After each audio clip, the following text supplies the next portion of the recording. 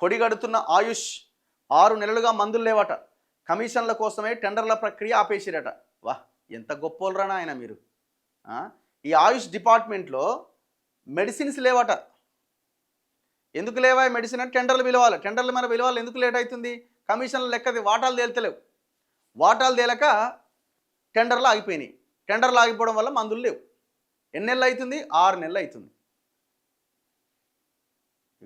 మహబూబాబాద్ జిల్లాలోని గార్లలో ఉన్న యునానీ వైద్యశాలలో 20 రకాలకు పైగా ఔషధాలు అందుబాటులో ఉండాలి. కానీ 6 నెలలుగా సరఫరా కావట్లే.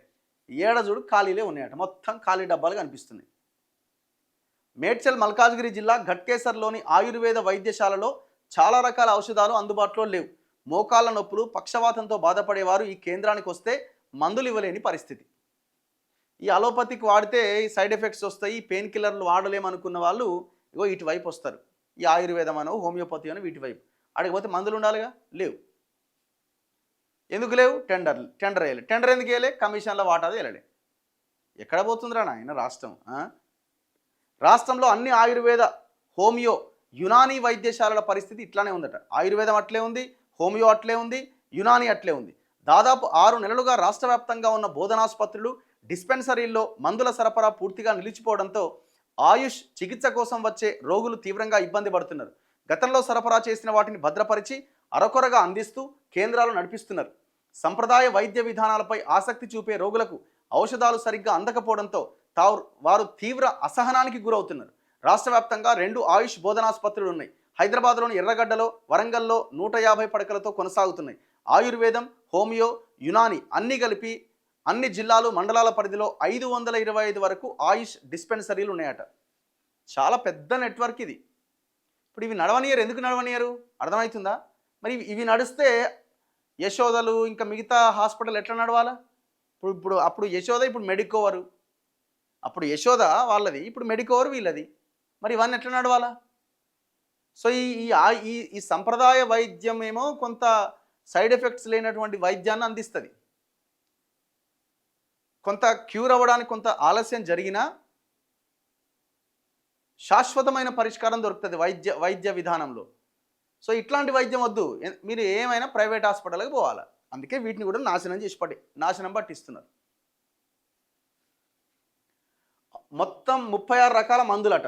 ఆయుష్ డిస్పెన్సరీలకు మోకాళ్ళ నొప్పులు, నడుము నొప్పి, ఆస్తమా తదితర దీర్ఘకాలిక సమస్యలతో పాటు జ్వరము, దగ్గు, జలుబు రుగ్మతలతో బాధపడేవారు వస్తూ ఉంటారు.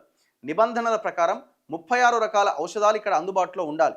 అయితే కొంతకాలంగా 10 లోపు మందులకే డిస్పెన్సరీలు పరిమితం అవుతున్నాయి.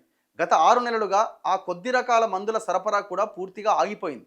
ఆయుష్ డిస్పెన్సరీలకు కాటేదాన్ డ్రగ్ స్టోర్ నుంచి మందులు సరఫరా చేయాల్సి ఉంది.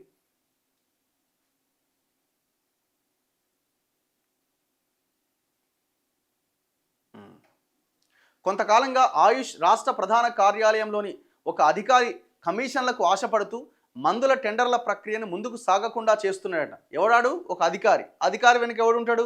ఎవడో మంత్రో ఎవడో ఉంటాడు. మరోవైపు డిస్పెన్సరీల్లో పార్ట్ టైం స్వీపర్లకు 6 నెలలుగా వేతనాలు రాక ఇబ్బంది పడుతున్నారట. ఎన్ని రోజులు? 6 నెలలు అవుతుందట.